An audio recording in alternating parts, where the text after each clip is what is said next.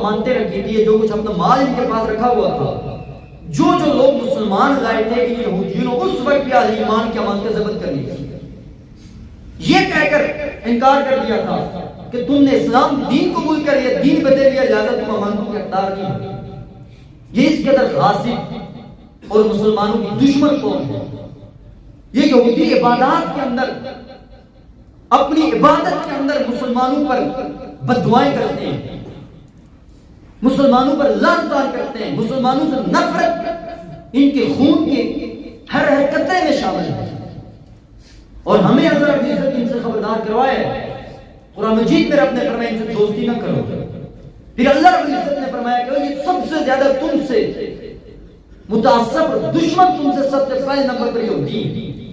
پھر اللہ رب العزت نے ہمیں نماز میں فرمایا غیر المغضوب علیہم ولا الضالین، مفسرین کرام کو پڑھیں، مفسرین فرماتے ہیں غیر المغضوب علیہم سے مراد یہود ہیں، یعنی اللہ رب العزت نے ان سے بچنے کا حکم دیا ہے۔ اور آج کیا وجہ ہے کہ یہود اپنے فلسطین میں بچوں پر بمباری کرتا ہے، ہسپتالوں پر بمباری کرتا ہے، عورتوں کی کوئی تمیز نہیں ہے، کسی شخص پر کوئی تمیز یہود نہیں کرتا؟ آخر وجہ کیا ہے؟ یہ وہ بدنصیب بدبخت قوم یہود ہے کہ جن کے بارے میں آتا ہے کہ ایک دن میں انہوں نے 70 نبیوں کو قتل کیا تھا،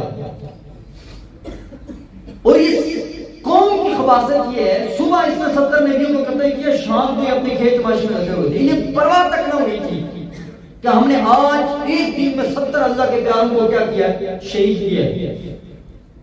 اور یہ وہ بدبخت قوم ہے کہ جنہیں اللہ رب العزت کے پیارے حبیب حضرت موسیٰ علیہ السلام نے فرعون سے ظلم سے عذاب سے نجات دلائی، اور اس فرعون کو دریا میں غرق کروایا، اور آپ کے لیے دریا میں راستے نکلوائے، اس سے نجات دلائی۔ ابھی تک دریا کے پانی سے ان کے پاؤں بھی خشک نہیں ہوئے تھے۔ حضرت موسیٰ سے کہنا کہ یا موسیٰ اجعل لنا الہا کما لہم آلہہ، اے موسیٰ ہمارے لیے ایسا الہ بنا دے جیسے اور قوم نے الہ بنائے ہوئے ہیں۔ یہ وہ قوم ہے کہ جس قوم کو اللہ رب العزت نے من و سلوہ سے نوازا، یہ اللہ رب العزت کی من و سلوہ کھانے کے بعد بھی انہوں نے سبزیوں پر، ادرک پر، پیاز پر اور دالوں کو ترجیح دی۔ اس قوم نے معاذ اللہ حضرت موسیٰ علیہ السلام پر یہ الزام لگایا تھا، انہوں نے حضرت ہارون کو قتل کر دیا۔ اس قوم نے حضرت موسیٰ علیہ السلام پر یہ بہتان باندھا تھا کہ حضرت موسیٰ علیہ السلام نامرد ہیں، اور اس قوم نے حضرت یحییٰ علیہ السلام کو آڑے سے چیرا، حضرت یوسف علیہ السلام پر بدکاری کا الزام لگایا، حضرت لوط علیہ السلام پر یہ الزام لگایا کہ ہماری عورتوں کے ساتھ معاذ اللہ غلط کاری کرتے ہیں۔ یہ اس قدر خناس قوم، بدصفت قوم، شیطنت صفت قوم، یہ قوم یہود ہے۔ اور آج ہم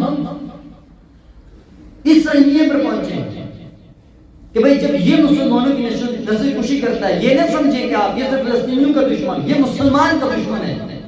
اور ہٹلر نے چند یہودی چھوڑے تھے، اسے نے پوچھا تھا اتنے کو کیوں نہیں مارا؟ اس نے یہ کہا تھا میں اتنے چھوڑ کے جا رہا ہوں تاکہ میرے بعد لوگ یاد رکھیں کہ ان کی خباثت اور شیطنت اور ان کے بدباطی کی وجہ سے لوگوں کو پتہ چل سکے یہ کتنی خناس قوم ہے۔